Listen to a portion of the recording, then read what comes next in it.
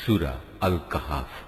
বিসমিল্লাহির রহমানির রহিম। রহমান রহিম আল্লাহ তাআলার নামে। আলহামদুলিল্লাহিল্লাযী আনজালা আলা আবদিহিল কিতাবা ওয়া লাম ইয়াজআল লাহু ইওয়াজা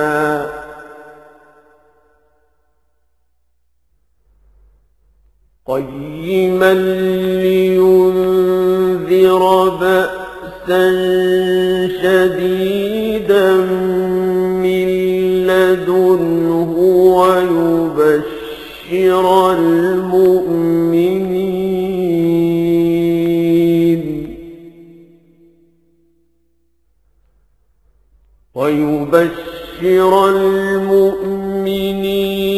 الذين يعملون الصالحات أن لهم أجرا حسنا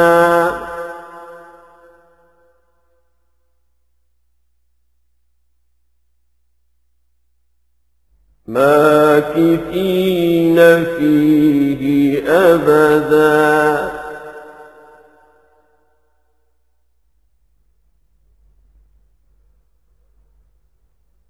وينذر الذين قالوا اتخذ الله ولدا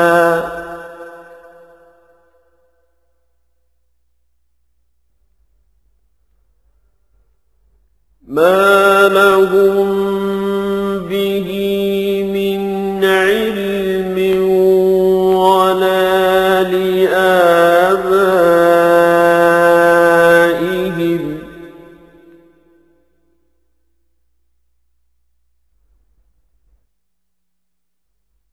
كبرت كلمة تخرج من أفواههم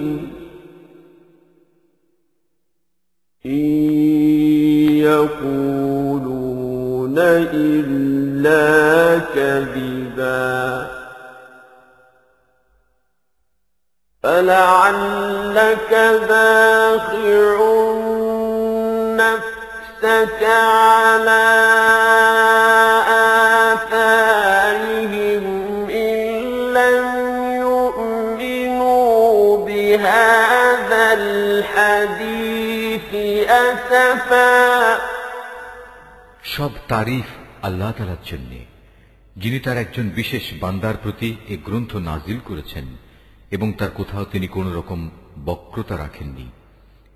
একে তিনি প্রতিষ্ঠিত করেছেন সহজ সরল একটি পথের উপর, যাতে করে আল্লাহ তাআলার পক্ষ থেকে সে নবী তাদের জাহান্নামের আযাবের ব্যাপারে সতর্ক করে দিতে পারে এবং যারা ঈমানদার, যারা নেক কাজ করে, তাদের সে এ মর্মে সুসংবাদ দিতে পারে যে তাদের জন্য আল্লাহর দরবারে উত্তম পুরস্কার রয়েছে, যেখানে তারা চিরকাল থাকবে। এবং সেসব লোকদেরও ভয় দেখাবে যারা মূর্খের মতো বলে আল্লাহ তাআলা সন্তান গ্রহণ করেছেন। এ দাবির পক্ষে তাদের কাছে কোনো জ্ঞান সম্মত দলিল প্রমাণ নেই। তাদের বাপ দাদাদের কাছেও এ ব্যাপারে কোনো যুক্তি ছিল না। এটা সত্যিই বড় একটি কঠিন কথা যা তাদের মুখ থেকে বের হচ্ছে।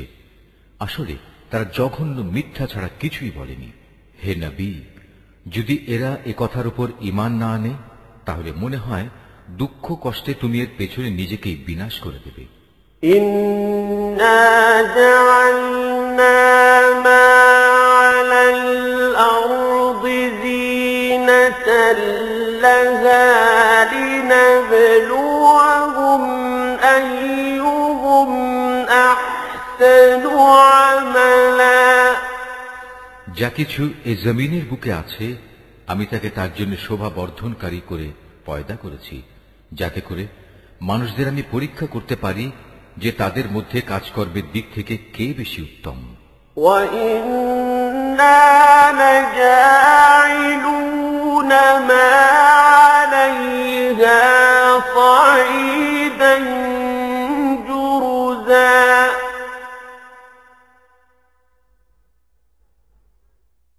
أم حسبت أن أصحاب الكهف والرقيم كانوا من آياتنا عجبا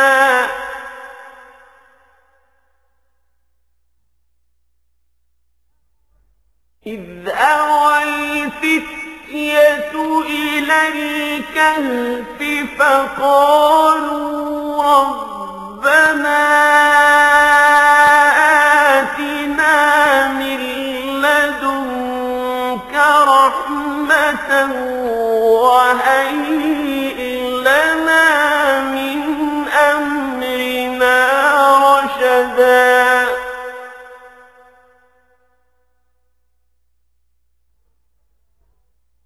فضربنا على آذانهم في الكهف سنين عددا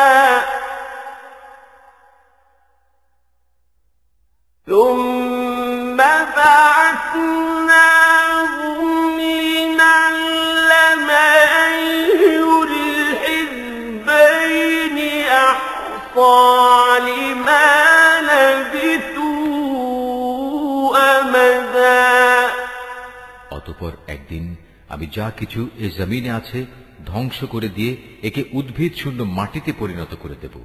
হে নবী, তুমি গুহা ও পাহাড়ের উপত্যকার অধিবাসীদের সম্পর্কে কি মনে করো? তারা আমার নিদর্শন সমূহের মধ্যে একটি বিস্ময়কর নিদর্শন ছিল।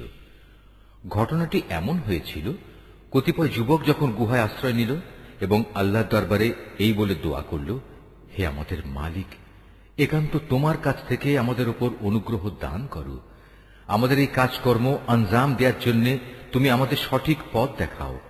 অতঃপর আমি গুহার ভেতরে তাদের কানে বহু বছর ধরে ঘুমের পর্দা লাগিয়ে রাখলাম। তারপর এক পর্যায়ে আমি তাদের ঘুম থেকে উঠিয়ে দিলাম, যাতে করে আমি একথা জেনে নিতে পারি তাদের দুদলের মধ্যে কোন দলটি ঠিক করে বলতে পারে যে তারা কতদিন সেখানে অবস্থান করেছিল। نحن نقص عليك نبأهم بالحق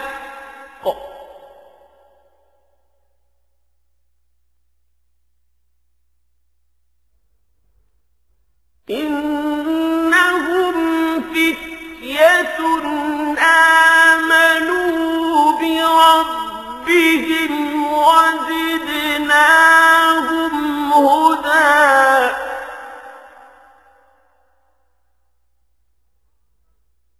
وربطنا على قلوبهم إذ قاموا فقالوا ربنا رب السماوات والأرض لن ندعو من دونه إلها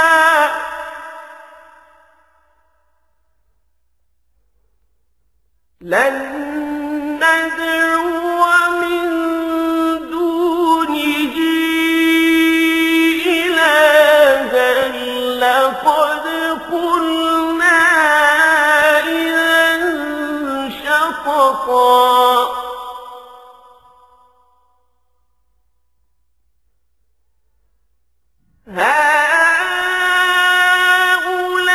هؤلاء قومنا اتخذوا من دونه آلهة لولا يأتون عليهم بسلطان بين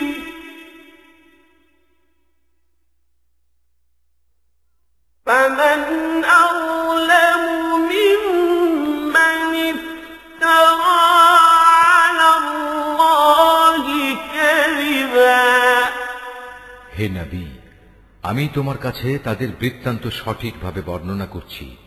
মূলত তারা ছিল কতিপয় নওজোয়ান ব্যক্তি, যারা তাদের মালিকের উপর ঈমান এনেছিল। আমি তাদের হেদায়েতের পথে এগিয়েও দিয়েছিলাম। আমি তাদের অন্তঃকরণকে ধৈর্য দ্বারা দৃঢ়তা দান করেছি।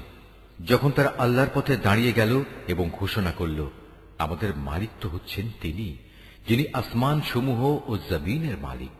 আমরা কখনো আল্লাহ তাআলা ছাড়া আর কাউকে ডাকব না। যদি আমরা এমন অযৌক্তিক কথা বলি, তাহলে তা হবে মারাত্মক দিন বিরোধী কাজ। এরা হচ্ছে আমাদের স্বজাতির লোক, যারা তাকে বাদ দিয়ে অসংখ্য মাবুদের গোলামি গ্রহণ করেছে। তারা যদি সত্যবাদী হয়, তাহলে তারা স্পষ্ট দলিল নিয়ে আসে না কেন? তার চাইতে বড় জালেম আর কে, যে আল্লাহ তাআলার উপর মিথ্যা আরোপ করে? وَإِذِ اعْتَزَلْتُمُوهُمْ وَمَا يَعْبُدُونَ إِلَّا اللَّهَ فَأْوُوا إِلَى الْكَهْفِ يَنشُرْ لَكُمْ رَبُّكُم مِّن رَّحْمَتِهِ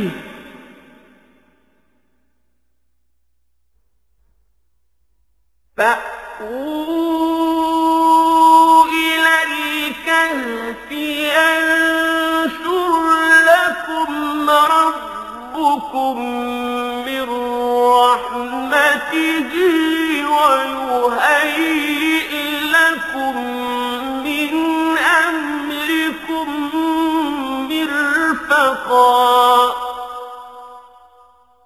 وَتَرَى الشَّمْسَ إِذَا طَلَعَت تَّزَاوَرُ عَن كَهْفِهِمْ ذَاتَ الْيَمِينِ وَإِذَا غَرَبَت تَّقْرِضُهُمْ ذَاتَ الشِّمَالِ وَهُمْ فِي فَجْوَةٍ مِّنْهُ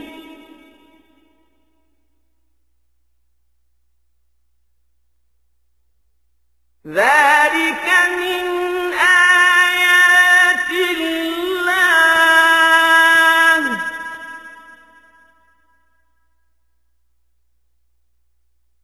مَن يَهْدِ اللَّهُ فَهُوَ الْمُهْتَدِ وَمَن يُضْلِلْ فَلَن تَجِدَ لَهُ وَلِيًّا مرشدا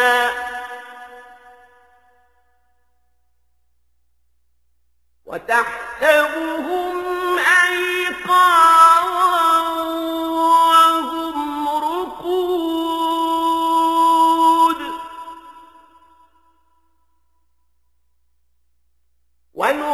ونقلبهم ذات اليمين وذات الشمال وكلبهم باسط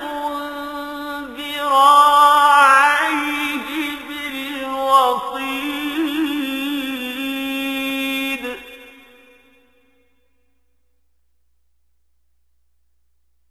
لو اطلعت عليهم لوليت منهم فرارا ولملئت منهم رعبا অতঃপর জোয়ানরা পরস্পরকে বলল, আল্লাহ তাআলা ছাড়া অন্যদের যারা মাবুদ বানায়, তাদের কাছ থেকে তোমরা যখন বিচ্ছিন্ন হয়ে চলেই গেলে, তখন তোমরা এখান থেকে বের হয়ে বিশেষ একটি গুহায় গিয়ে আশ্রয় নাও।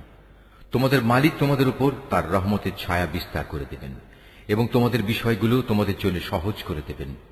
হে নবী, তুমি যদি সে গুহা দেখতে, তাহলে দেখতে পেতে তারা তার মধ্যবর্তী এক প্রশস্ত চত্বরে অবস্থান করছে।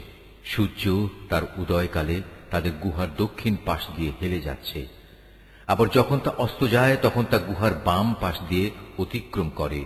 সূর্যের প্রখরতা কখনো তাদের কষ্টের কারণ হয় না। আসলে এ সবই হচ্ছে আল্লাহ তাআলার কুদরতের নিদর্শন। এ সব নিদর্শনের মাধ্যমে আল্লাহ তাআলা যাকে হেদায়েত দান করেন, সেই একমাত্র হেদায়েত প্রাপ্ত হয়, আর যাকে তিনি গোমরাহ করেন, সে কখনো কোনো পথ প্রদর্শনকারী ও অভিভাবক পেতে পারে না। হে নবী, তুমি যদি দেখতে, তাহলে তুমি তাদের ভাবতে তারা বুঝি জেগেই রয়েছে, যদিও তারা ছিল ঘুমন্ত। আমি তাদের কখনো ডানে কখনো বামে পরিবর্তন করে দিতাম। তাদের কুকুরটি গুহার সামনে তার হাত দুটি প্রসারিত করে পাহারারত অবস্থায় বসেছিল। তুমি যদি তাদের দিকে সত্যি উঁকি মেরে দেখতে, তাহলে তুমি অবশ্যই তাদের কাছ থেকে পেছন ফিরে পালিয়ে যেতে, এবং তাদের এ আজব দৃশ্য দেখে তুমি নিঃসন্দেহে ভয়ে আতঙ্কিত হয়ে যেতে। وكذلك بعثناهم ليتساءلوا بينهم قال قائل منهم كم لبثتم قالوا لبثنا يوما أو بعض يوم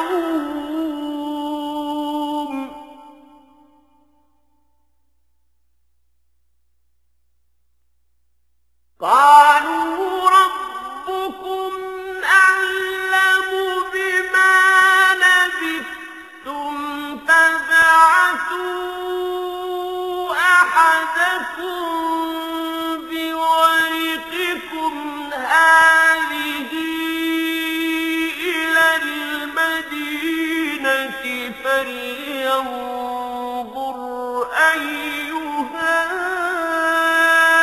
أزكى طعاما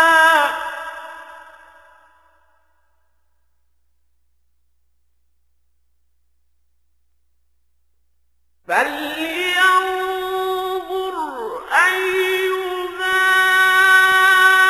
أزكى طعاما فليأتكم برزق منه وليتلطف ولا يشعرن بكم أحدا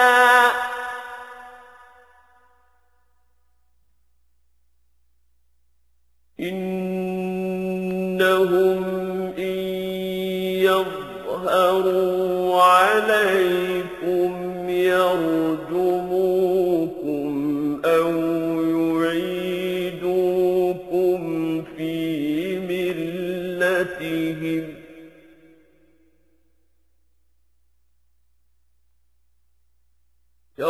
يرجموكم أو يعيدوكم في ملتهم ولن تفلحوا إذا أبدا এভাবেই তাদের আমি ঘুম থেকে উঠিয়ে দিলাম, যাতে করে তারা তাদের অবস্থান সম্পর্কে নিজেরা পরস্পরে জিজ্ঞাসাবাদ করে। কথা প্রসঙ্গে তাদের মধ্যে থেকে এক ব্যক্তি বলল, বলতো তোমরা এ গুহায় কতকাল অবস্থান করেছ? তারা বলল, বড় জোর একদিন কিংবা তার চাইতেও কম সময়ে আমরা এখানে অবস্থান করেছি। অতঃপর যখন তারা একমত হতে পারল না, তখন তারা বলল, তোমাদের মালিকই একথা জানেন, তোমরা এ গুহায় কতকাল অবস্থান করেছ। এখন সে বিতর্ক রেখে বরং তোমরা তোমাদের একজনকে তোমাদের এ রৌপ্য মুদ্রা সহ শহরে পাঠাও। সে বাজারে গিয়ে দেখুক কোন খাবার উত্তম, সেখান থেকে কিছু খাবার তোমাদের কাছে নিয়ে আসুক। সে যেন বিচক্ষণতার সাথে কাজ করে এবং সে যেন কাউকেই তোমাদের ব্যাপারে কিছু জানতে না দেয়। যদি তারা তোমাদের সম্পর্কে জানতে পারে, তাহলে তারা তোমাদের প্রস্তরাঘাত করে হত্যা করবে, কিংবা তোমাদের জোর করে তারা তাদের দিনে ফিরিয়ে নেবে। আর একবার তেমনটি হলে কখনোই তোমরা মুক্তি পাবে না।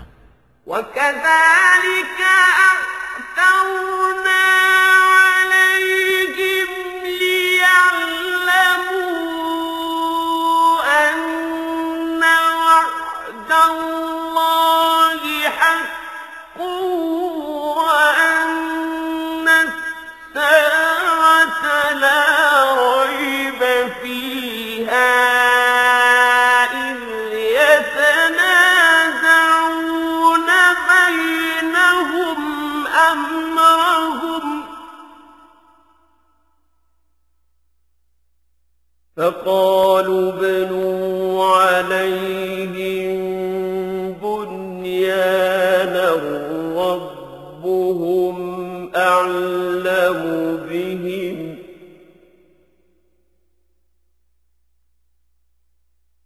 قال الذين غلبوا على أمرهم لنتخذن عليهم مسجدا। আর এভাবেই আমি একদিন তাদের ব্যাপার শহরবাসীদের জানিয়ে দিলাম, যাতে করে তারা একথা জানতে পারে মৃতকে জীবন দেওয়ার ব্যাপারে আল্লাহ তাআলার ওয়াদা আসলেই সত্য এবং কিয়ামতের আসার ব্যাপারেও কোন রকম সন্দেহ নেই। যখন তারা নিজেদের মধ্যে এ নিয়ে বিতর্ক করে যাচ্ছিল, তখন কিছু লোক বলল, তাদের সম্মানে তাদের উপর একটি স্মৃতিসৌধ নির্মাণ করে দাও। আসলে তোমাদের মালিকই তাদের সম্পর্কে সর্বাধিক খবর রাখেন। অপরদিকে যেসব মানুষ তাদের কর্তব্য কাজের উপর বেশি প্রভাবশালী ছিল, তারা বলল, স্মৃতিসৌধ বানানোর বদলে চলো আমরা তাদের উপর একটি মসজিদ বানিয়ে দিই। سيقولون ثلاثة رابعهم كلبهم ويقولون خمسة سادسهم كلبهم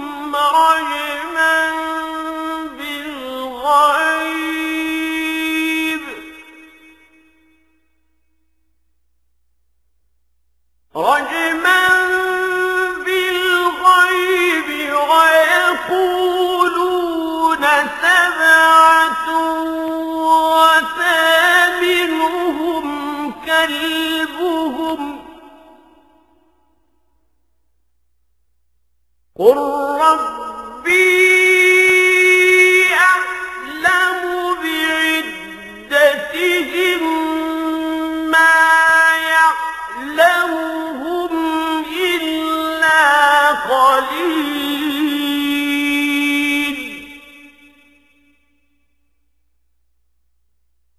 فلا تمار فيهم إلا مراء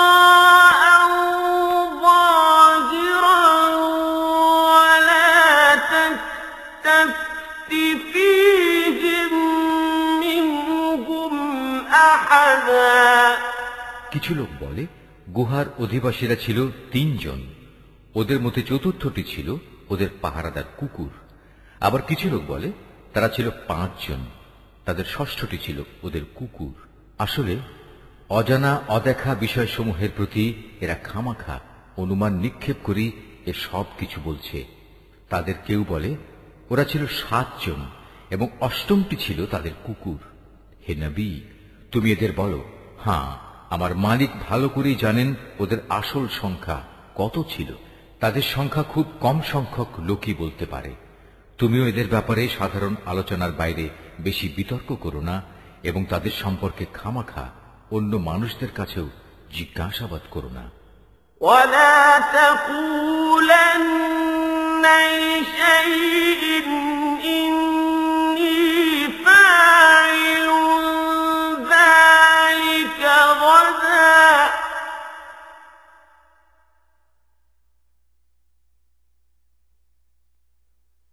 إلا أن يشاء الله واذكر ربك إذا نسيت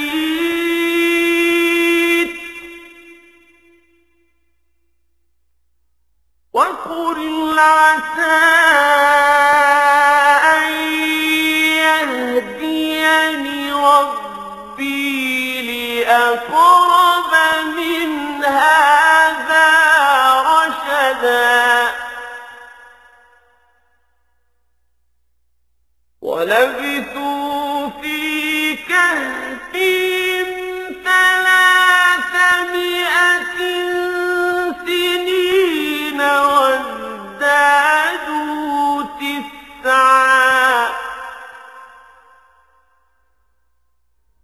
قل الله أعلم بما لبثوا له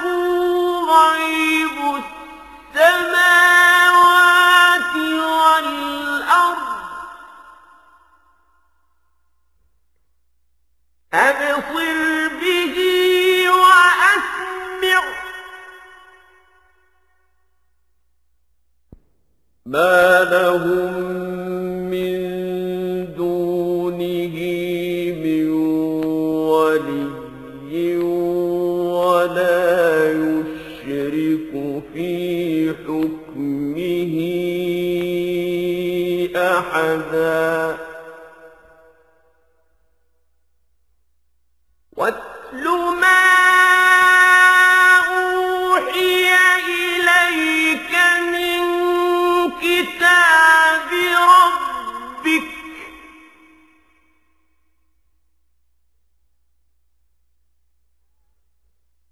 لا مبدل لكلماته ولن تجد من دونه ملتحدا হে নবী, কখনো কোনো কাজের ব্যাপারে একথা বলো না, এ কাজ আমি আগামীকাল করব। হ্যাঁ, বরং এভাবে বলো, আল্লাহ তাআলা যদি চান তাহলেই আমি আগামীকাল এ কাজটা করব। যদি কখনো কোনো কিছু ভুলে যাও তাহলে তোমার মালিককে স্মরণ করো এবং বলো, সম্ভবত আমার মালিক এ কাহিনীর চাইতে নিকটতর কোনো কল্যাণ দিয়ে আমাকে পথ দেখাবেন। তারা তাদের এ গুহায় কাটিয়েছে মোট ৩০০ বছর। কেউ অবশ্য এর সাথে আরো ৯ বছর যোগ করেছে। হে নবী, তুমি বলো, বস্তুত একমাত্র আল্লাহ তাআলাই সঠিক করে বলতে পারেন ওরা গুহায় কত বছর কাটিয়েছে। আসমান সমূহ ও জমিনের যাবতীয় অজানা অদেখা বিষয়ের জ্ঞান তো একমাত্র তার জন্য নির্দিষ্ট রয়েছে। কত সুন্দর দ্রষ্টা তিনি, কত সুন্দর শ্রোতা তিনি।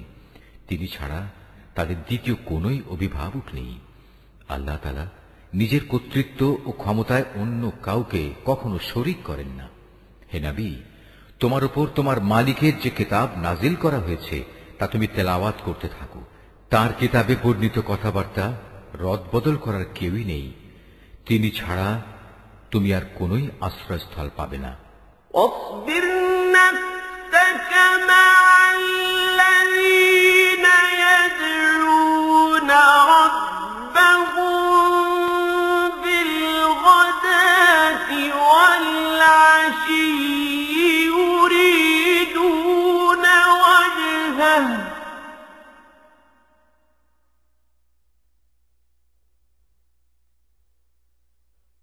ولا تعد عيناك عنهم تريد زينة الحياة الدنيا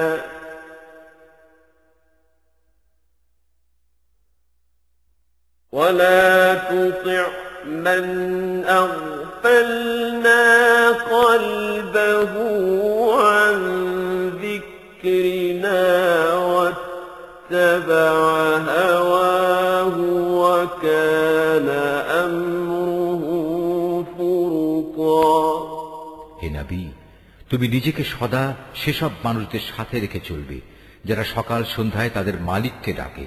তারা একমাত্র তাঁরই সন্তুষ্টি কামনা করে এবং কখনো তাদের কাছ থেকে তোমার স্নেহের দৃষ্টি ফিরিয়ে নিও না। কখনো এমন কোন ব্যক্তির কথা মতো চলো না যার অন্তঃকরণকে আমি আমার স্মরণ থেকে গাফেল করে দিয়েছি।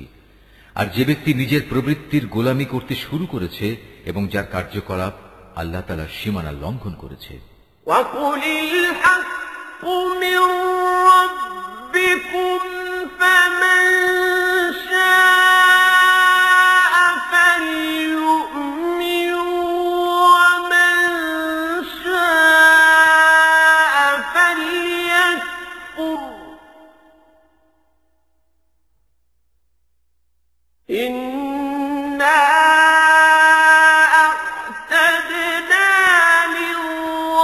لِلظَّالِمِينَ نَارًا أَحَاطَ بِهِمْ سُرَادِقُهَا وَإِنْ يَسْتَغِيثُوا يُغَاثُوا بِمَاءٍ كَالْمُهْلِ يَشْوِي الْوُجُوهَ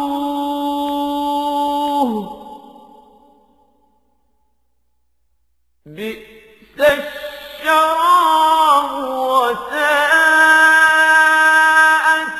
مُرْتَفَقًا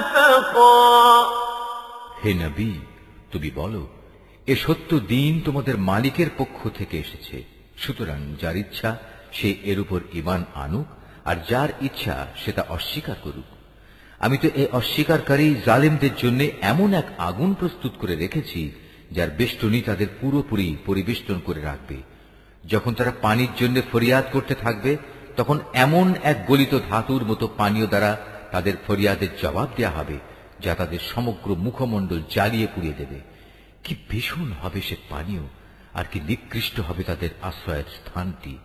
ইন্নাল্লাযীনা আমানু ওয়া আমিলুস সালিহাতি ইন্না লা নুযী'ু আজরা মান আহসানা আমালা।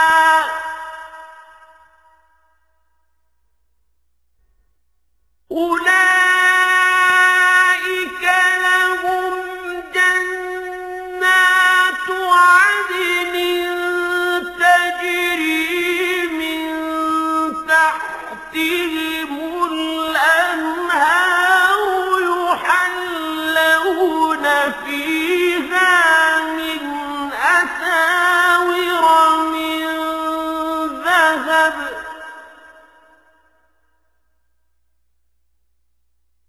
يحلون فيها من أساور من ذهب ويلبسون ثيابا خضرا من سندس وإستبرق ويلبسون ثيابا خضرا من سندس وإستبرق متكئين فيها على الأرائك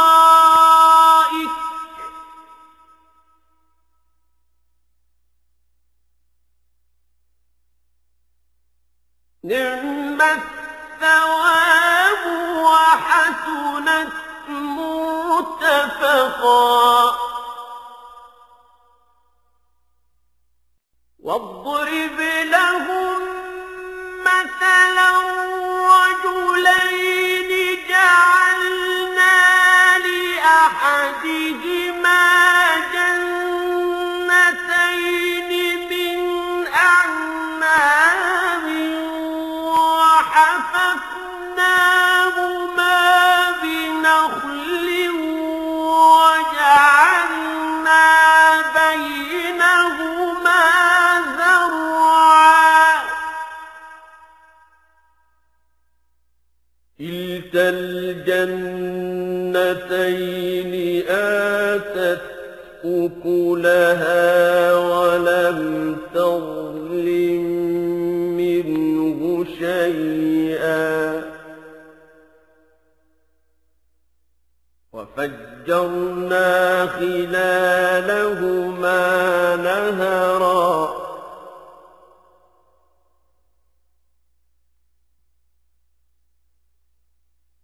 وكان له ثمر فقال لصاحبه وهو يحاوره أنا أكثر منك مالا وأعز نفرا। আর যারাই আল্লাহ তাআলার উপর ঈমান এনেছে এবং ভালো কাজ করেছে, তাদের কোনো আশঙ্কা নেই। আমি কখনো তাদের বিনিময় বিনষ্ট করি না যারা নেক কাজ করে। এদের জন্য রয়েছে এমন এক স্থায়ী জান্নাত, যার পাদদেশ দিয়ে ঝর্ণাধারা প্রবাহিত হবে। তাদের সেখানে সোনার কাঁকুন দ্বারা অলঙ্কৃত করা হবে। তারা পরিধান করবে সূক্ষ্ম ও পুরু রেশমের পোশাক। উপরন্তু তারা সমাসীন হবে এক সুসজ্জিত আসনে। কত সুন্দর তাদের বিনিময়, কত চমৎকার তাদের আশ্রয়ের এই স্থানটি। হে নবী, তাদের শিক্ষার জন্য তুমি দুজন লোকের উদাহরণ পেশ করো, যাদের একজনকে আমি 2টো আঙুরের বাগান দান করেছিলাম এবং এ 2টো কতিপয় খেজুর গাছ দ্বারা পরিবেষ্টিত করে রেখেছিলাম। আবার এ দুয়ের মধ্যবর্তী স্থানকে পরিণত করেছিলাম একটি সুফলা শস্য ক্ষেত্র রূপে। উভয় বাগানই এক পর্যায়ে যথেষ্ট ফল দান করল। ফল দানে বাগান 2টো কোন রকম ত্রুটি করেনি। উভয় বাগানের ফাঁকে ফাঁকে আমি পানির ঝর্ণাধারাও প্রবাহিত করে রেখেছিলাম। এক পর্যায়ে তার অনেক ফল হয়ে গেল। অতঃপর একদিন সে তার সাথীকে কথা প্রসঙ্গে বলল, দেখো, আমি ধন সম্পদের দিক থেকে তোমার চাইতে যেমন বড়, তেমনি জনবলেও আমি তোমার চাইতে বেশি শক্তিশালী। ودخل جنته وهو ظالم لنفسه قال ما أظن أن تبيد هذه أبدا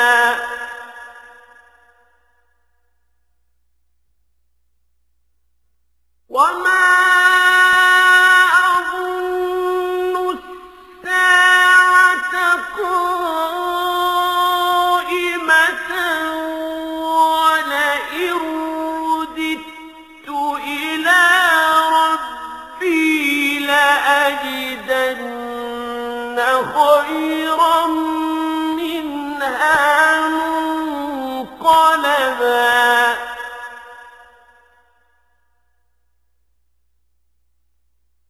قال له صاحبه وهو يحاوره أكفرت بالذي خلقك من تراب ثم من نطفة ثم سواك رجلا لكن هو الله ربي ولا أشرك بربي أحدا ولولا إذ دخلت جنتك قلت ما شاء الله لا قوة إلا بالله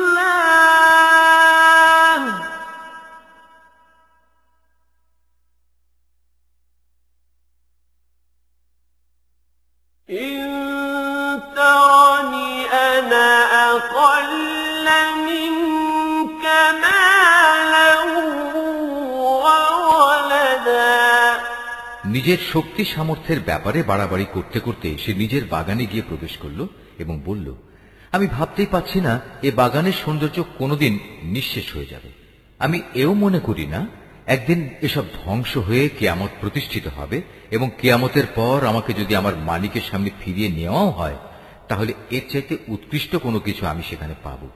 তার সে গরিব সাথীটি, যে তার সাথে কথা বলছিল, বলল, এ পার্থিব সম্পদ দেখে তুমি কি সত্যি সে মহান সত্তাকে অস্বীকার করছো, যিনি তোমাকে প্রথমত মাটি থেকে অতঃপর শুক্র কণা থেকে পয়দা করেছেন, পরিশেষে তিনি তোমাকে একটি মানুষের আকৃতিতে পূর্ণাঙ্গ করেছেন? কিন্তু আমি তো বিশ্বাস করি সেই সৃষ্টিকর্তা আল্লাহ তাআলাই হচ্ছেন আমার মালিক এবং আমার মালিকের কোনো কাজের সাথেই আমি কাউকে শরীক করি না। কত ভালো হতো তুমি যখন তোমার ফলবতী বাগানে প্রবেশ করলে তখন যদি তুমি একথা বলতে, আল্লাহ তাআলা যা চেয়েছেন তাই হয়েছে। আল্লাহ তাআলা ব্যতিরেকে কারোই কিছু ঘটানোর শক্তি নেই। যদিও তুমি আমাকে ধনে জনে তোমার চাইতে কম দেখলে, কিন্তু আমি আল্লাহ তাআলার উপর ঈমান রাখি। فعسى ربي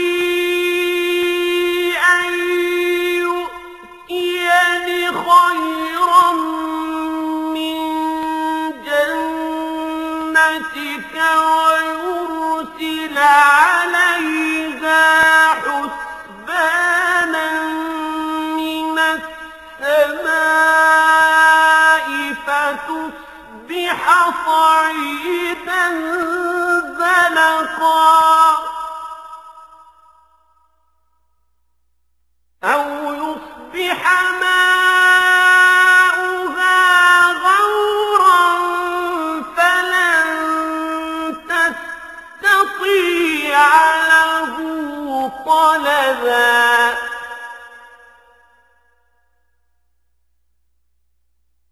وأحيط بثمره فأصبح يقلب كفيه على ما أنفق فيها وهي خاوية على عروشها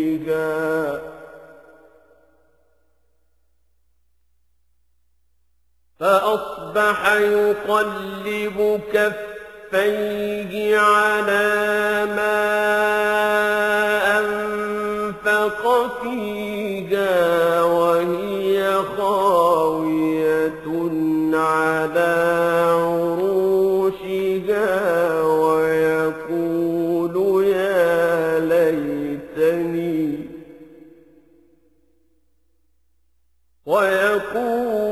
يا ليتني لم أشرك بربي أحدا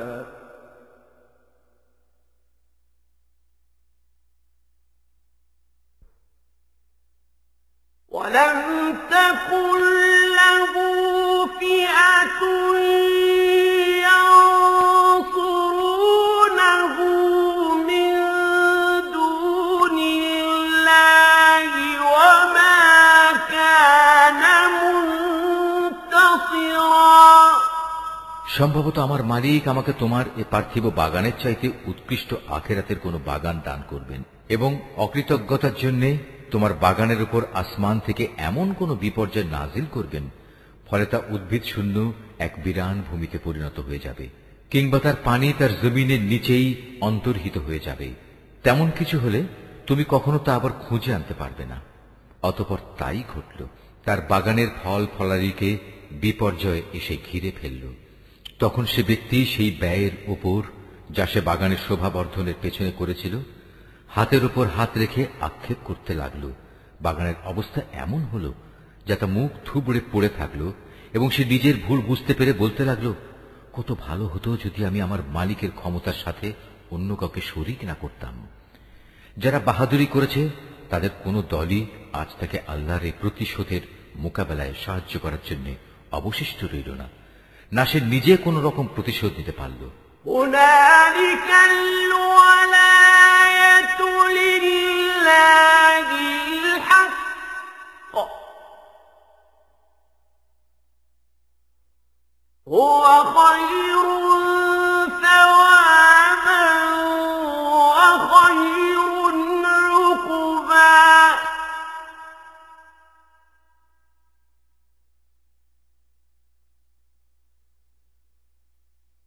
واضرب لهم مثل الحياة الدنيا كماء أنزلناه من السماء فاختلط به نبات الأرض فأصبح هشيما تذروه الرياح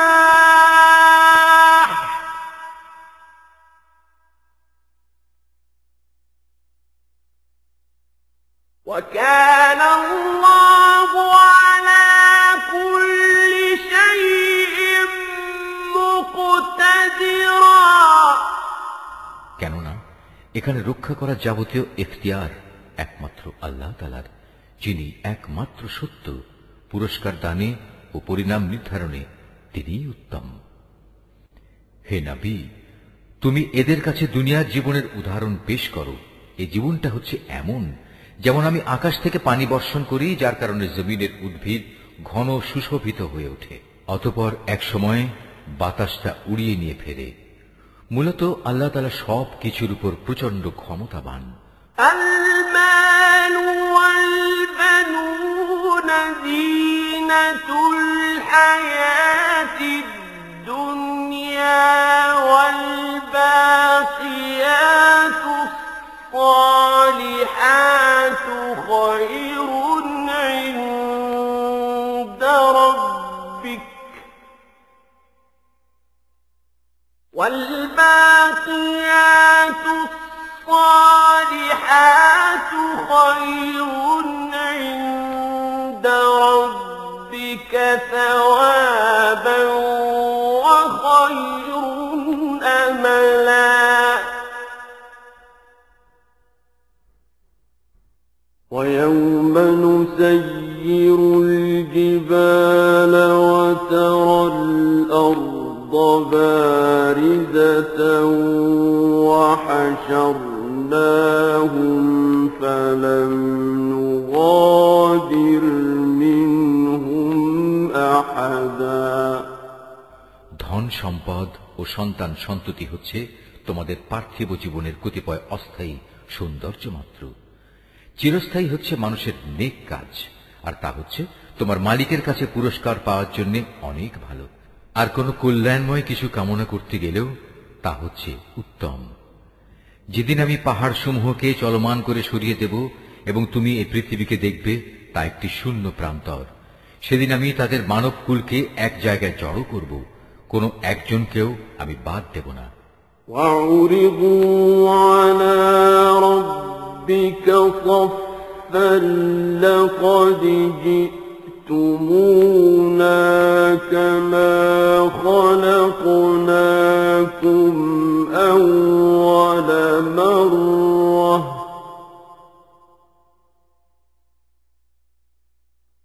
بل زعمتم أن لن نجعل لكم موعدا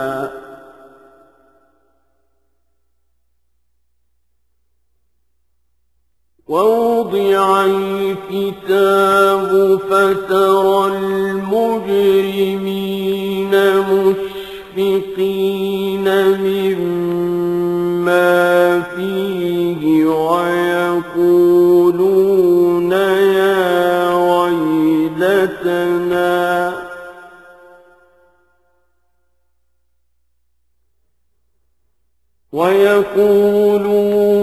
يا ويلتنا ما لهذا الكتاب لا يغادر صغيرة ولا كبيرة إلا أحصاها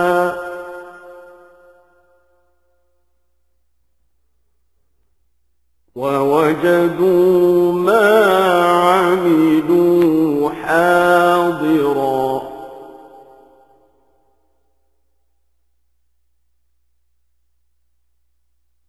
ولا يظلم ربك أحدا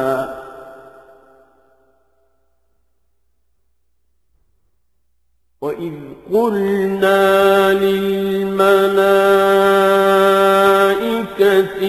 اسجدوا لآدم فسجدوا إلا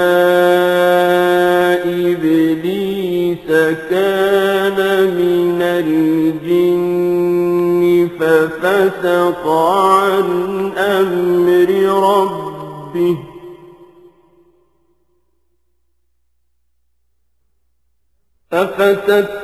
أفتتخذونه وذريته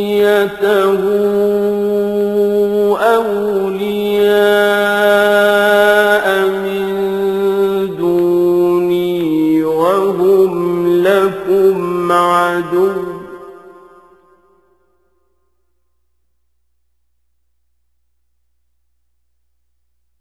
بئس للظالمين بدلا তাদের সবাইকে তোমার মালিকের সামনে সারিবদ্ধভাবে এনে হাজির করা হবে। অতঃপর আমি বলবো, আজ তো তোমরা সবাই আমার কাছে এসে গেছো, ঠিক যেমনি করে আমি তোমাদের প্রথমবার পয়দা করেছিলাম। কিন্তু তোমরা অনেকেই মনে করতে আমি তোমাদের দ্বিতীয়বার আমার কাছে হাজির করার জন্য কোনো সময়সূচি নির্ধারণ করে রাখিনি। অতঃপর তাদের সামনে আমলনামা রাখা হবে। তখন নাফরমান ব্যক্তিদের তুমি দেখবে সে আমলনামায় যা কিছু লিপিবদ্ধ আছে তারা তার কারণে খুবই আতঙ্কগ্রস্ত থাকবে। তারা বলতে থাকবে, হায় দুর্ভাগ্য আমাদের, এ আবার কেমন গ্রন্থ! এ তো দেখছি আমাদের জীবনের ছোট কিংবা বড় প্রত্যেক বিষয়েরই হিসাব রেখেছে। তারা যা কিছু করেছে তার প্রতিটি বস্তুই তারা সে গ্রন্থে মজুদ দেখবে। তোমার মালিক সেদিন কার উপর বিন্দুমাত্র জুলুমও করবেন না। স্মরণ করো যখন আমি ফেরেশতাদের বলেছিলাম তোমরা সবাই আদমকে সাজদা করো, তখন তারা সবাই সাজদা করল, কিন্তু ইবলিস সাজদা করল না। সে ছিল আসলে জিনদেরই একজন। সে তার মালিকের আদেশের নাফরমানি করল। যে এত বড় নাফরমানি করল, তোমরা কি তাকে এবং তার বংশধরদের আমার বদলে তোমাদের অভিভাবক হিসেবে গ্রহণ করে চলেছ? অথচ প্রথম দিন থেকেই সে তোমাদের প্রকাশ্য দুশমন। চেয়ে দেখো জালেমদেরকে নিকৃষ্ট বিনিময় দেয়া হয়েছে। মা আশহাদতুহুম খালকাস সামাওয়াতি ওয়াল আরদি ওয়ালা খালকা আনফুসিহিম ওয়া মা কুনতু মুত্তাখিযাল মুদিল্লিনা আবদা।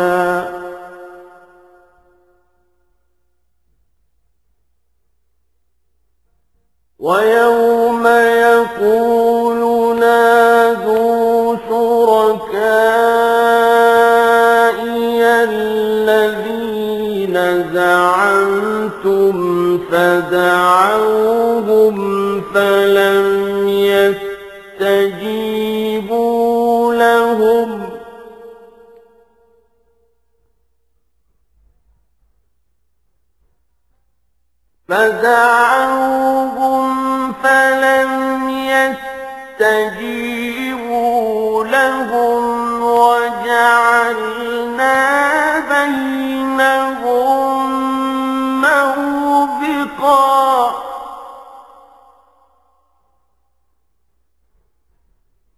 ورأى المجرمون النار فظنوا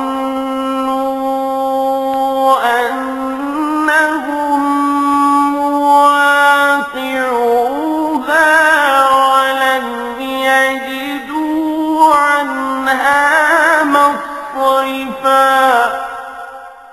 আকাশমণ্ডলী ও পৃথিবী সৃষ্টি করার সময় আমি তাদের কাউকে ডাকিনি, এমনকি স্বয়ং তাদের নিজেদের বানানোর সময়ও তো আমি তাদের ডাকিনি। আসলে আমি তো অক্ষম ছিলাম না যে তাদের পরামর্শ আমার দরকার। অন্যদের যারা গোমরা করে আমি তাদের সাহায্য গ্রহণ করি না। যেদিন তিনি এদের বলবেন তোমরা তাদের ডাকো যাদের তোমরা আমার শরীক মনে করতে, ওরা তাদের ডাকবে, কিন্তু তারা তাদের এ ডাকে কোনোই সাড়া দেবে না। আমি এদের উভয়ের মাঝখানে এক মরণ ফাঁদ রেখে দেব। এ নাফরমান লোকেরা যখন আযাব দেখতে পাবে তখন তারা বুঝে যাবে তারা এক্ষুনি সেখানে গিয়ে পতিত হচ্ছে, আর একবার সেখানে পতিত হলে ওরা তা থেকে কখনোই মুক্তির পথ পাবে না। وَلَقَدْ صَرَّفْنَا فِي هَذَا الْقُرْآنِ لِلنَّاسِ مِنْ كُلِّ مَثَلٍ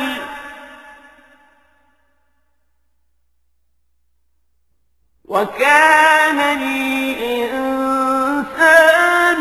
أَكْثَرَ شَيْءٍ جَدَلًا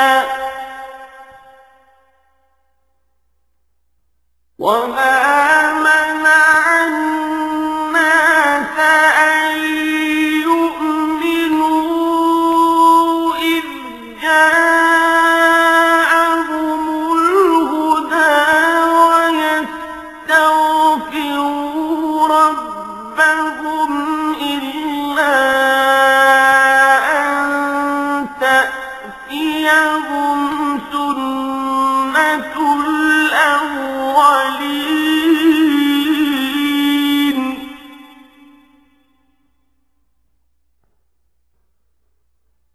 إِلَّا أَن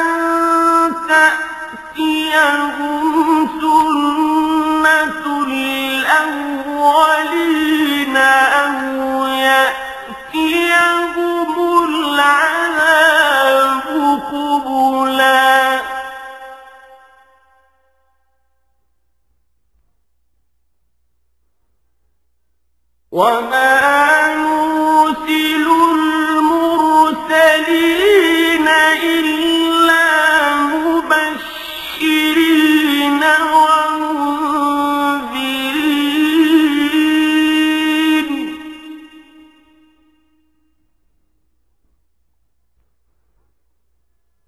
ويجادل الذين كفروا بالباطل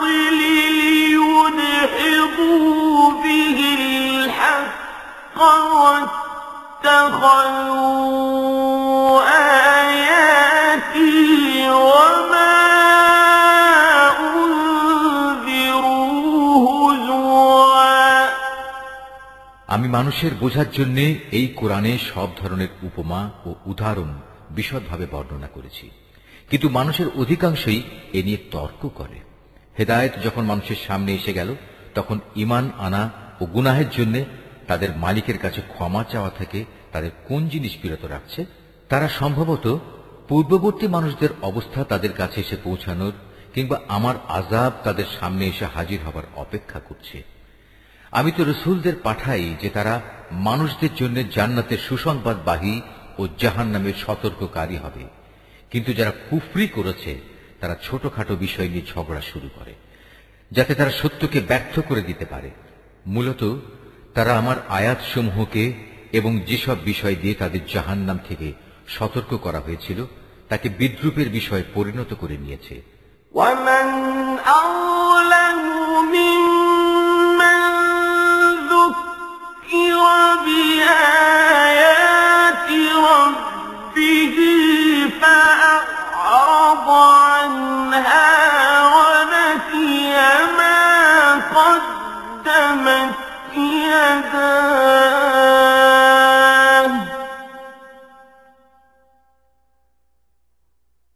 إنا جعلنا على قلوبهم أكنة أن يفقهوه وفي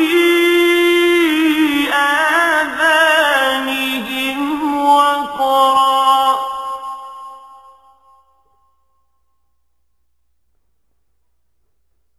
وإن تدعهم إلى الهدى فلن يهتدوا إذا أبدا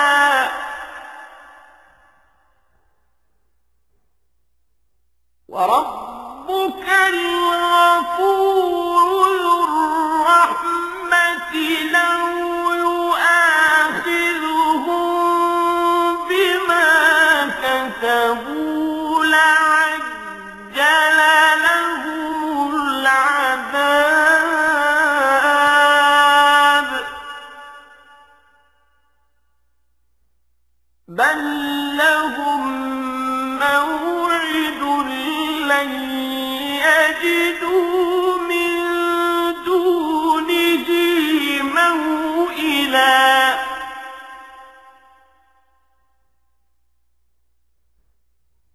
وتلك القرى أهلكناهم لما ظلموا وجعلنا لمهلكهم موعدا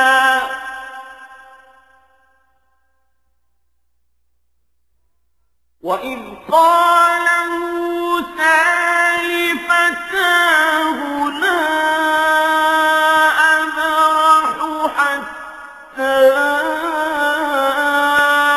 أبلغ مجمع البحرين أو أمضي حقبا তার চেয়ে বড় জালেম আর কে আছে যাকে তার মালিকের আয়াতসমূহ স্মরণ করিয়ে দেয়া হচ্ছে এবং সে এর থেকে মুখ ফিরিয়ে দিচ্ছে।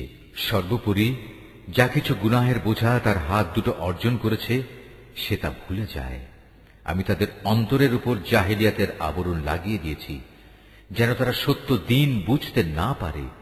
এমনি ভাবে তাদের কানেও এক ধরনের কঠিন বস্তু ঢেলে দিয়েছি, এ কারণে তারা সত্য কথা শুনতে পায় না। অতএব হে নবী, তুমি ওদের যতই হেদায়েতের পথে ডাকো না কেন, তাদের কখনো হেদায়েত দেয়া হবে না। হে নবী, তোমার মালিক বড়ই ক্ষমাশীল ও দয়াবান। তিনি যদি তাদের সবাইকে তাদের কৃতকর্মের জন্য শাস্তি দিতে চাইতেন, তাহলে তিনি সহজেই তা ত্বরান্বিত করতে পারতেন। বরং এর পরিবর্তে তাদের জন্য শাস্তির একটি প্রতিশ্রুত ক্ষণ রাখা আছে, যা থেকে ওদের কারোই পরিত্রাণ নেই। এই জনপদ ও তাদের অধিবাসীরা যখন আল্লাহ তাআলা সীমা লঙ্ঘন করেছিল, তখন আমি তাদের নির্মূল করে দিয়েছি। তাদের ধ্বংসের জন্যও একটি দিনক্ষণ নির্দিষ্ট ছিল। হে নবী, তুমি এদের মূসার ঘটনা শোনাও। যখন মূসা তার খাদেমকে বলল, যতক্ষণ পর্যন্ত আমি দুটো সাগরের মিলনস্থলে না পৌঁছব, ততক্ষণ পর্যন্ত আমি আমার পরিকল্পনা থেকে ফিরে আসব না। যদি আমাকে এজন্য দীর্ঘ সময় পর্যন্ত চলতে হয়, তবু আমি চলতে থাকব।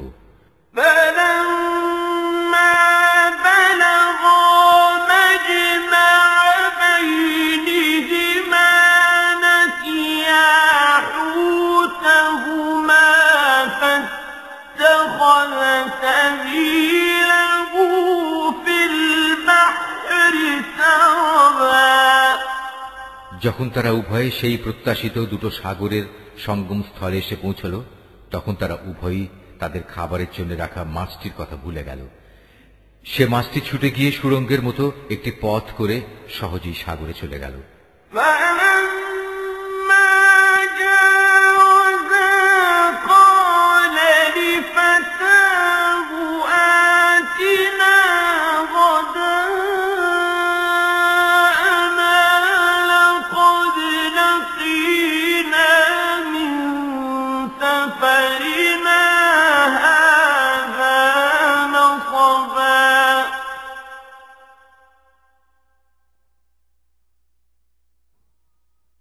قال أرأيت إذ أوينا إلى الصخرة فإني نسيت الحوت وما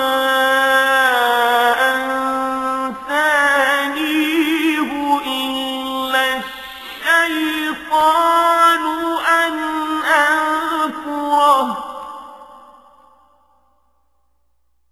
واتخذ سبيله في البحر عجبا। যখন তারা আরো কিছু দূর এগিয়ে গেল, তখন সে তার খাদেমকে বলল, এবার আমাদের নাশতা নিয়ে এসো। আমরা আজকের সফরে সত্যি ভারী ক্লান্ত হয়ে পড়েছি। সে বলল, তুমি কি দেখোনি, আমরা যখন শিলাখণ্ডের পাশে বিশ্রাম করছিলাম, তখন আমি মাছের কথা ভুলেই গিয়েছিলাম। আসলে শয়তানি আমাকে ভুলিয়ে দিয়েছে যে আমি তার কথাটা স্মরণ রাখব। আর সে মাছটিও কি আশ্চর্যজনক পদ্ধতিতে নিজের পথ ধরে সাগরের দিকে নেমে গেল।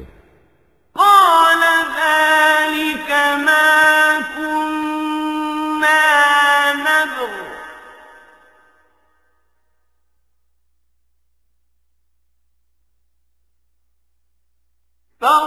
فارتدا على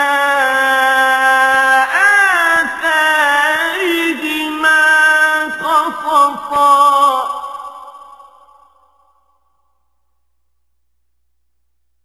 فوجدا عبدا من عبادنا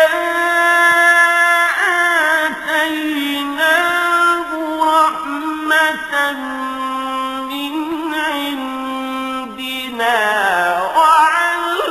وعلمناه من لدنا علما قال له موسى هل أتبعك على أن تعلمني مما علمت رشدا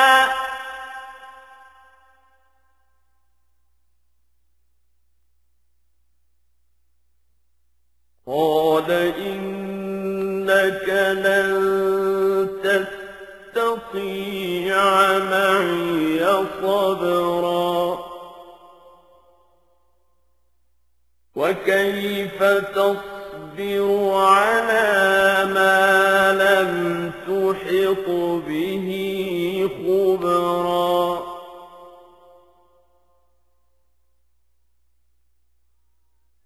قال ستجدني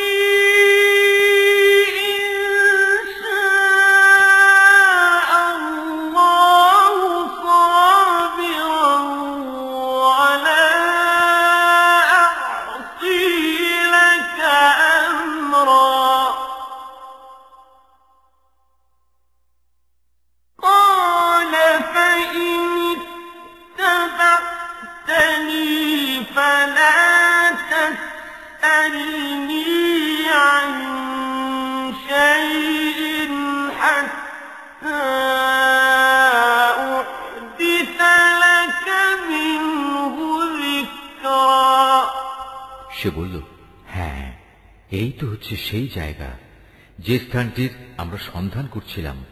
মাছটি চলে যাওয়ার জায়গাই হচ্ছে সাগরের মিলনস্থল। অতঃপর তারা নিজেদের পথের চিহ্ন ধরে ফিরে চলল। এরপর তারা সেখানে পৌঁছলে তারা আমার বান্দাদের মাঝ থেকে একজন পুণ্যবান বান্দাকে সেখানে পেল, যাকে আমি আমার অনুগ্রহ দান করেছি। উপরন্তু তাকে আমি আমার কাছ থেকে বিশেষ জ্ঞান দান করেছিলাম। মুসা তাকে বলল, আমি কি তোমার অনুসরণ করতে পারি, যাতে করে আল্লাহ তাআলার কাছ থেকে যে জ্ঞান তোমাকে শেখানো হয়েছে তার কিছু অংশ তুমি আমাকে শেখাতে পারো? সে বলল, হ্যাঁ পারো, তবে আমার সাথে থেকে তা তুমি কখনো ধৈর্য ধারণ করতে পারবে না। অবশ্য এটাও ঠিক, যে বিষয়ে তোমার জ্ঞান সীমার বাইরে তার উপর তুমি ধৈর্য ধরবেই বা কি করে? সে বলল, আল্লাহ তাআলা যদি চান তাহলে তুমি আমাকে ধৈর্যশীল হিসেবেই পাবে। আমি তোমার কোনো আদেশেরই বরখেলাপ করব না। সে বলল, আচ্ছা, যদি তুমি আমাকে অনুসরণ করোই তাহলে কোনো বিষয় নিয়ে আমাকে কিছু জিজ্ঞেস করবে না, যতক্ষণ না সে কথা আমি নিজেই তোমাকে বলে দেব।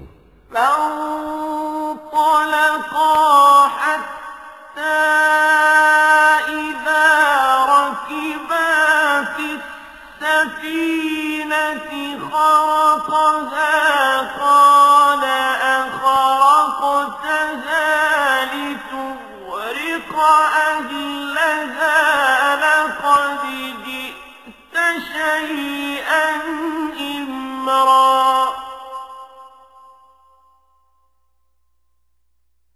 قال ألم أقل إنك لن تستطيع معي صبرا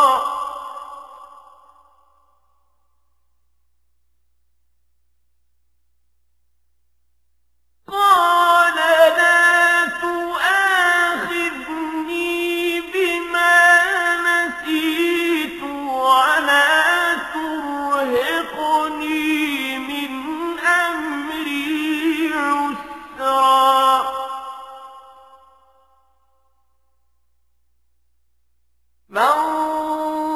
فانطلقا حتى إذا لقيا غلاما فقتله قال أقتلت نفسا زكية بغير نفس لقد جئت شيئا نكرا অতঃপর তারা দুজন পথ চলতে শুরু করল। নদীর পাড়ে এসে উভয়ই একটি নৌকায় আরোহণ করল। নৌকায় উঠেই সে তাতে ছিদ্র করে দিল। সে বলল, তুমি কি এজন্য তাতে ছিদ্র করে দিলে যেন এর আরোহীদের তুমি ডুবিয়ে দিতে পারো? তুমি সত্যিই এক গুরুতর অন্যায় কাজ করেছ। মুসার কথা শুনে সে বলল, আমি কি তোমাকে এ কথা বলিনি আমার সাথে থেকে তুমি কখনো ধৈর্য ধারণ করতে পারবে না? সে বলল, আমি যে ভুল করেছি সে ব্যাপারে তুমি আমাকে পাকড়াও করো না, এবং এ ব্যাপারে আমার উপর বেশি কঠোরতাও আরোপ করো না। আবার তারা পথ চলতে শুরু করল। কিছুদূর গিয়ে তারা উভয়ে একটি কিশোর বালক পেল। সাথে সাথে সে তাকে হত্যা করে ফেলল। এ কাজ দেখে সে বলল, তুমি তো কোন রকম হত্যার অপরাধ ছাড়াই একটি নিষ্পাপ জীবনকে বিনাশ করলে। তুমি সত্যি একটা গুরুতর অন্যায় কাজ করে ফেলেছ। قال ألم أقل لك إن إنك لن تستطيع معي صبرا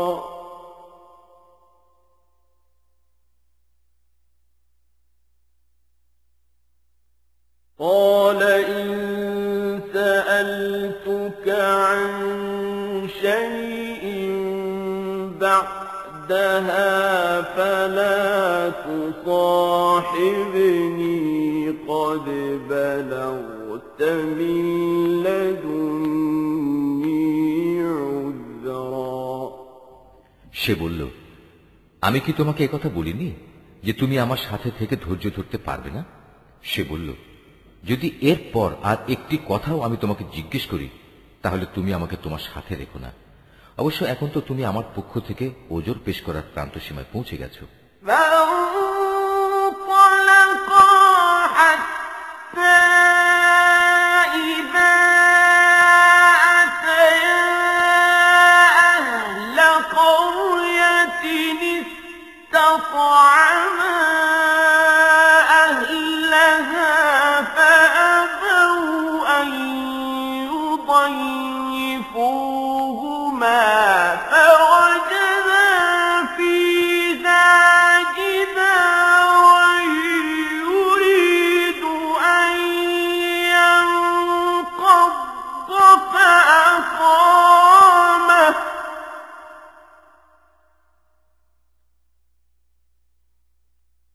قال لو شئت لاتخذت عليه أجرا আবার তারা চলতে শুরু করলো।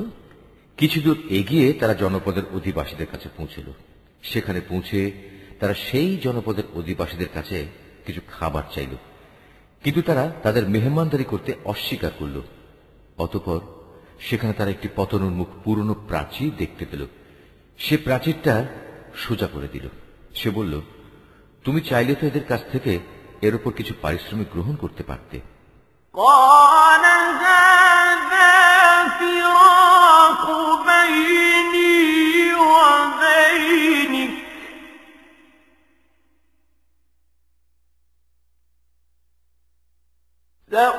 سأنبئك بتأويل ما لم تستطع عليه صبرا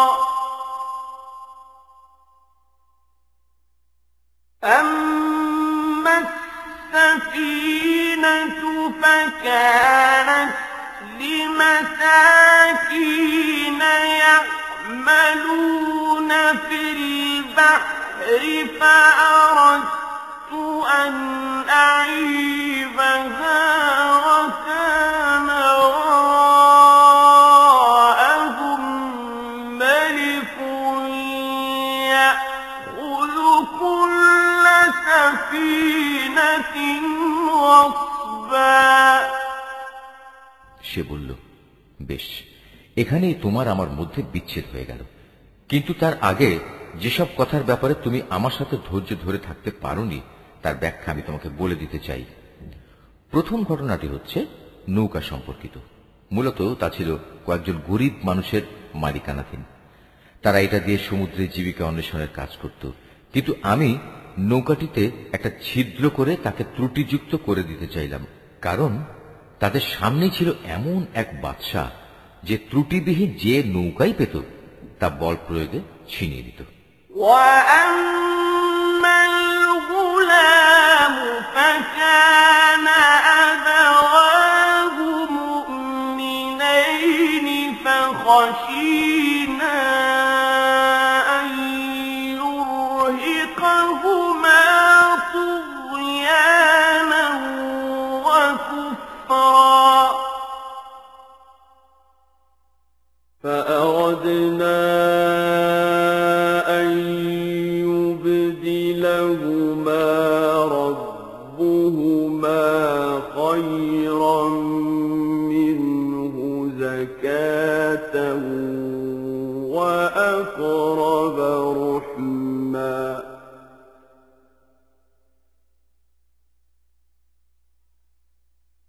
وأما الجدار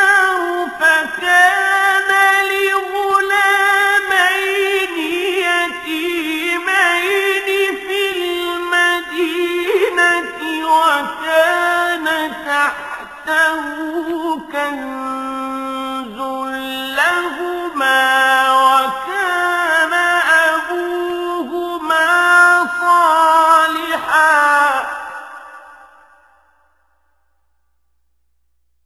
وكان أبوهما صالحا فأراد ربك أن يبلغا أشدهما ويستخرجا كنزهما رحمة من ربك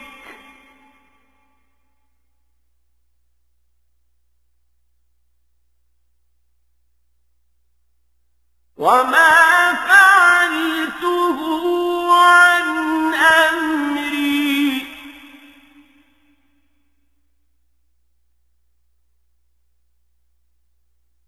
ذلك تأويل ما لم تستطع عليه صبرا।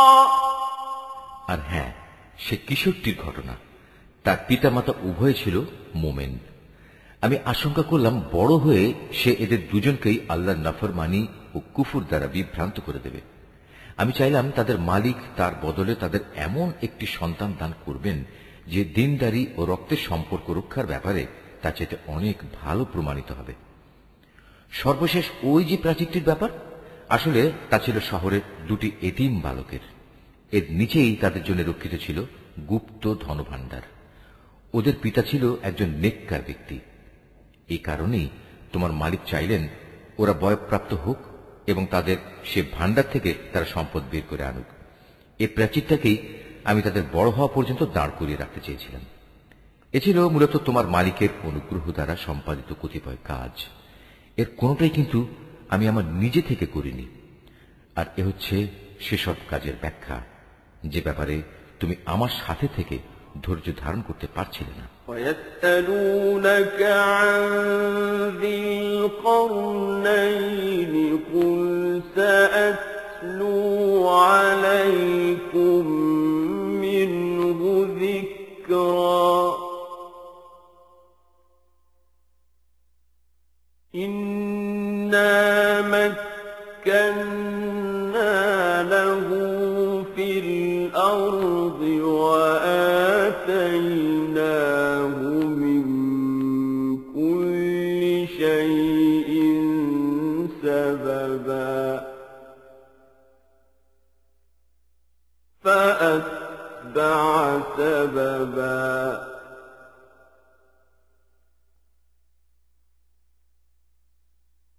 حتى إذا بلغ مغرب الشمس وجدها تغرب في عين حمئة ووجد عندها قوما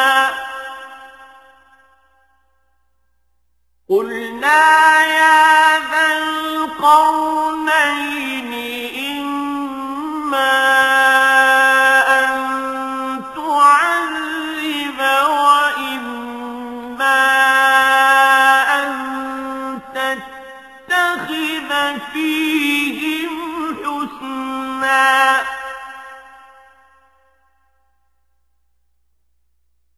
قال أما من ظلم فسوف نعذبه ثم يرد إلى ربه فيعذبه عذابا نكرا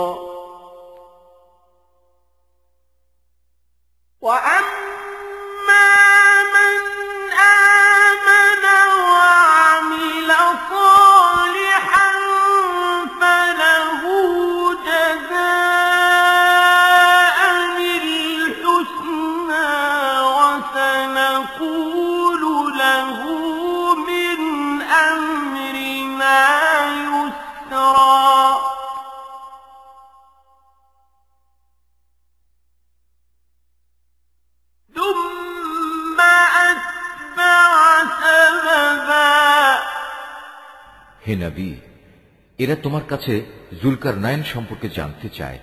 তুমি তাদের বলো, হ্যাঁ, আমি আল্লাহর কেতাব থেকে তার বিবরণ তোমাদের কাছে এক্ষুনি পড়ে শোনাচ্ছি। আল্লাহ তাআলা বলছেন, আমি জমিনের বুকে তাকে বিপুল রাজনৈতিক ক্ষমতা দান করেছিলাম এবং আমি তাকে এর জন্য প্রয়োজনীয় সব উপায় উপকরণও দান করেছিলাম। একবার সে সফরে বেরোবার প্রস্তুতি গ্রহণ করতে লাগলো। চলতে চলতে এমনিভাবে সে সূর্যের অস্তগমনের জায়গায় গিয়ে পৌঁছল। সেখানে গিয়ে সে সূর্যকে সাগরের কালো পানিতে ডুবতে দেখল। তার পাশে সে একটি জাতিকেও বাস করতে দেখল। আমি বললাম, হে জুলকারনাইন, এরা তোমার অধীনস্থ। তুমি ইচ্ছে করলে তাদের শাস্তি দিতে পারো, অথবা তাদের সাথে তুমি সদয় ভাব গ্রহণ করতে পারো। সে বলল, হ্যাঁ, এদের মাঝে যে আল্লাহর সাথে বিদ্রোহ করবে তাকে আমি অবশ্যই শাস্তি দেব। অতঃপর তাকে যখন তার মালিকের সামনে ফিরিয়ে নেওয়া হবে, তখন তিনি তাকে আরো কঠিন শাস্তি দেবেন। অপরদিকে যে ব্যক্তি আল্লাহর উপর ঈমান আনে এবং নেক কাজ করে, তার জন্য আখিরাতে থাকবে উত্তম পুরস্কার। আর আমিও তার সাথে আমার কাজকর্ম সম্পাদনের সময় একান্ত বিনম্র ব্যবহার করব। অতঃপর সে আর এক অভিযানে পথে বেরোল।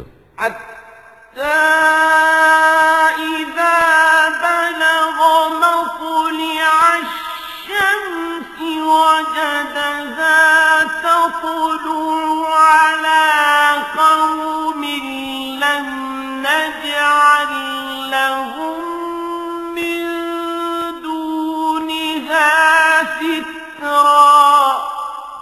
এমনকি চলতে চলতে সে সূর্যোদয়ের স্থানে গিয়ে পৌঁছল। তখন সে সূর্যকে এমন একটি জাতির উপর দিয়ে উদয় হতে দেখল, যাদের জন্য তার প্রখর তাপ থেকে আত্মরক্ষার জন্য আমি কোন অন্তরাল সৃষ্টি করে রাখিনি।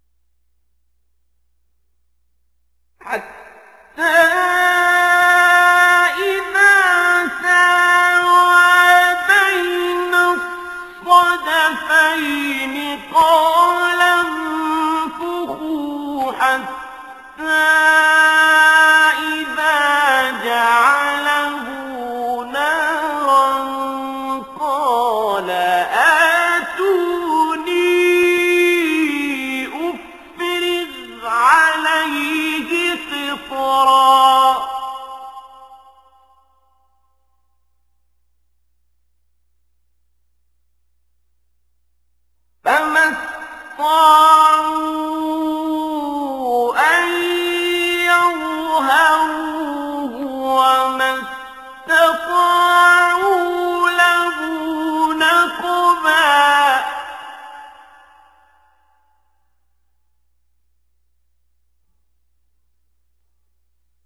قَالَ هَٰذَا رَحْمَةٌ مِّن رَّبِّي فَإِذَا جَاءَ وَعْدُ رَبِّي جَعَلَهُ دَكَّاءَ وَكَانَ وَعْدُ رَبِّي حَقًّا। জুলকারনাইনের ঘটনা ছিল এরকমই। আমার কাছে সে সম্পর্কিত পুরোপুরি খবরই মজুদ আছে। অতঃপর সে আর এক অভিযানে পথে বেরোল। এমনকি পথ চলতে চলতে সে দুটো প্রাচীরের মধ্যবর্তী স্থানে গিয়ে পৌঁছল। দুই পর্বতের মধ্যবর্তী স্থানে পৌঁছে সে এমন এক সম্প্রদায়ের লোকদের পেল যারা জুলকারনাইনের কোনো কথাই তেমন বুঝতে পারছিল বলে মনে হল না। তারা অতি কষ্টে তাকে বলল, হে বাদশাহ জুলকারনাইন, অবশ্যই ইয়াজুজ মাজুজ নামক দুটো সম্প্রদায় এই জমিনে নানা রকম বিপর্যয় সৃষ্টিকারী। এমত অবস্থায় তাদের থেকে বাঁচার জন্য আমরা কি তোমাকে এ শর্তে কোন রকম একটা কর দেব যে তুমি আমাদের এবং তাদের মাঝে একটি প্রাচীর বানিয়ে দেবে? সে বলল, কোনো কর নেওয়ার প্রয়োজন নেই, কেননা আমার মালিক আমাকে যা কিছু দিয়ে রেখেছেন তাই আমার জন্য ভালো। হ্যাঁ, শারীরিক শক্তি দ্বারা তোমরা আমাকে সাহায্য করতে পারো। আমি তোমাদের এবং তাদের মাঝে এক মজবুত প্রাচীর বানিয়ে দেব। তোমরা আমার কাছে এ কাজের জন্য লোহার পাতসমূহ নিয়ে এসো। অতঃপর সে অনুযায়ী তা আনা হলো এবং প্রাচীর তৈরির কাজও শুরু হলো। যখন মধ্যবর্তী ফাঁকা স্থানটি পূর্ণ হয়ে লৌহ স্তূপগুলো দুটো পর্বতে সমান হয়ে গেল, তখন সে তাদের লক্ষ্য করে বলল, তোমরা হাঁপড়ে দম দিতে থাকো। অতঃপর যখন তা আগুনের মতো উত্তপ্ত হল, তখন সে বলল, এখন তোমরা আমার কাছে কিছু গলানো তামা নিয়ে এসো, আমি তা এর উপর ঢেলে দেব। সুতরাং এভাবেই এমন একটি মজবুত প্রাচীর তৈরি হয়ে গেল যে তারা তারপর উঠতে সক্ষম হল না, না তারা তা ভেদ করে বাইরে আসতে পারল। জুলকারনাইন বলল, এই যা কিছু হয়েছে তা সবই আমার মালিকের অনুগ্রহে হয়েছে, কিন্তু যখন আমার মালিকের ওয়াদা মতো কিয়ামত আসবে তখন তিনি তা চূর্ণ বিচূর্ণ করে একাকার করে দেবেন। আর আমার মালিকের ওয়াদা হচ্ছে সত্য ওয়াদা। وَتَرَكْنَا بَعْضَهُمْ يَوْمَئِذٍ يَمُوجُ فِي بَعْضٍ وَنُفِخَ فِي الصُّورِ فَجَمَعْنَاهُمْ جَمْعًا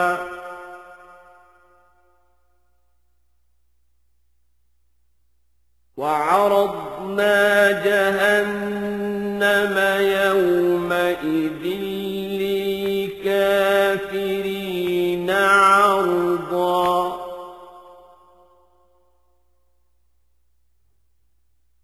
الَّذِينَ كَانَتْ أَعْيُنُهُمْ فِي غِطَاءٍ عَن ذِكْرِي وَكَانُوا لَا يَسْتَطِيعُونَ سَمْعًا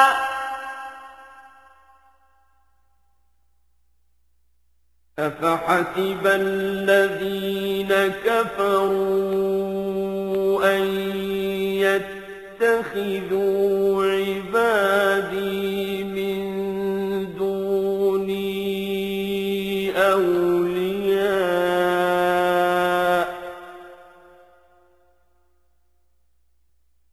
إِنَّا أَعْتَدْنَا جَهَنَّمَ لِلْكَافِرِينَ نُزُلًا কিয়ামতের আগে আমি তাদের দলে দলে ছেড়ে দেব। তারা সমুদ্রের ঢেউয়ের আকারে একদল আরেক দলের মধ্যে প্রবিষ্ট হবে। যখন সিংহায় ফুৎকার দেয়া হবে তখন তাদের সবাইকে আমি হাসরের ময়দানে একত্রিত করব। সেদিন আমি জাহান্নামকে তার অবিশ্বাসীদের সামনে এনে হাজির করব, যাদের চোখের মধ্যে আমার স্মরণ থেকে আবরণ পড়েছিল, তারা হেদায়েতের কথাই শুনতে পেত না। কাফেররা কি একথা মনে করে নিয়েছে যে তারা আমার বদলে আমারই কতিপয় গোলামকে অভিভাবক বানিয়ে নেবে, আর আমি এ ব্যাপারে তাদের কোনো জিজ্ঞাসাবাদই করব না? আমি তো জাহান্নামকে কাফেরদের মেহমানদারির জন্য সাজিয়ে রেখেছি। قُلْ هَلْ نُنَبِّئُكُم بِالْأَخْسَرِينَ أَعْمَالًا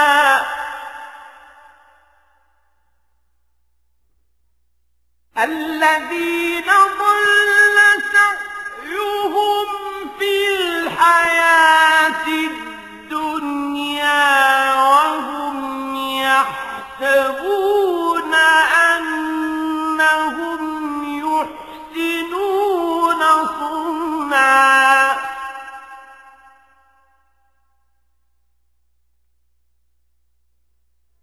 أُولَئِكَ الَّذِينَ كَفَرُوا بِآيَاتِ رَبِّهِمْ وَلِقَائِهِ فَحَبِطَتْ أَعْمَالُهُمْ فَلَا نُقِيمُ لَهُمْ يَوْمَ الْقِيَامَةِ وَزْنًا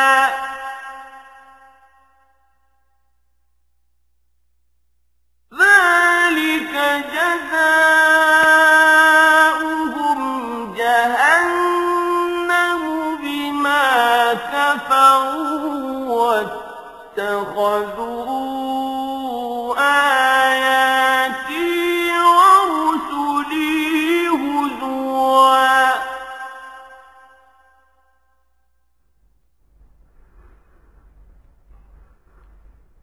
إِنَّ الَّذِينَ آمَنُوا وَعَمِلُوا الصَّالِحَاتِ كَانَتْ لَهُمْ جَنَّاتُ الْفِرْدَوْسِ نُزُلًا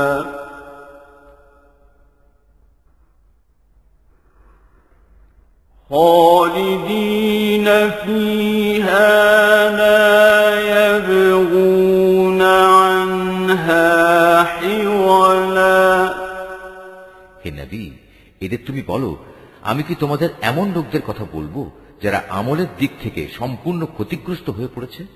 এরা হচ্ছে সেসব লোক যাদের সমুদয় প্রচেষ্টা এই দুনিয়ায় বিনষ্ট হয়ে গেছে, অথচ তারা মনে মনে ভাবছে তারা বুঝি ভালো কাজই করে যাচ্ছে।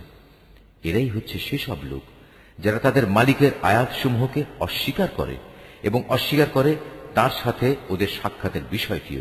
এর ফলে ওদের সব কর্মই নিষ্ফল হয়ে যায়। তাই কিয়ামতের দিন আমি তাদের জন্য ওজনের কোনো মানদণ্ড স্থাপন করব না। এটাই জাহান্নাম, এটাই হলো তাদের যথার্থ পাওনা। কেননা তারা স্বয়ং স্রষ্টাকেই অস্বীকার করেছে, উপরন্তু তারা আমার আয়াতসমূহ ও তার বাহক রসুলদের বিদ্রুপের বিষয় হিসেবে গ্রহণ করেছে। অপরদিকে যারা আল্লাহ তাআলার উপর ঈমান এনেছে এবং সে অনুযায়ী নেক আমল করেছে, তাদের মেহমানদারির জন্য জান্নাতুল ফিরদাউস সাজানো রয়েছে। সেখানে তারা চিরদিন থাকবে। সেদিন তারা সেখান থেকে অন্য কোথাও যেতে চাইবে না। قُل لَّوْ كَانَ الْبَحْرُ مِدَادًا لِّكَلِمَاتِ رَبِّي لَنَفِدَ الْبَحْرُ قَبْلَ أَن تَنفَدَ كَلِمَاتُ رَبِّي لَنَفِدَ الْبَحْرُ قَبْلَ أَن تَنفَدَ كَلِمَاتُ رَبِّي وَلَوْ جِئْنَا بِمِثْلِهِ مَدَدًا হে নবী, তুমি এদের বলো, আমার মালিকের প্রশংসার কথাগুলো লিপিবদ্ধ করার জন্য যদি সমুদ্র কালি হয়ে যায়, তাহলে আমার মালিকের জ্ঞানের কথা লেখা শেষ হওয়ার আগেই সমুদ্র শুকিয়ে যাবে।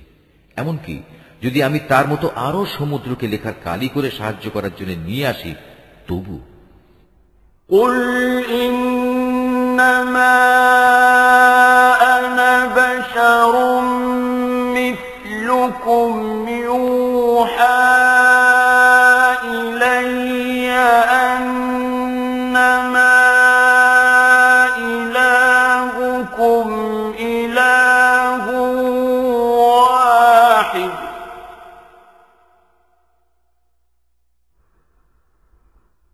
فمن كان يرجو لقاء ربه فليعمل عملا صالحا ولا يشرك بعبادة ربه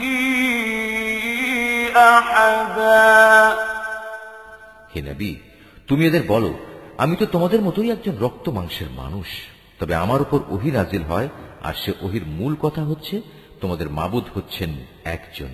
অতএব তোমাদের মাঝে যদি কেউ তার মালিকের সাক্ষাৎ কামনা করে, সে যেন হামেশা নেক আমল করে, সে যেন কখনো তার মালিকের ইবাদতে অন্য কাউকে শরীক না করে।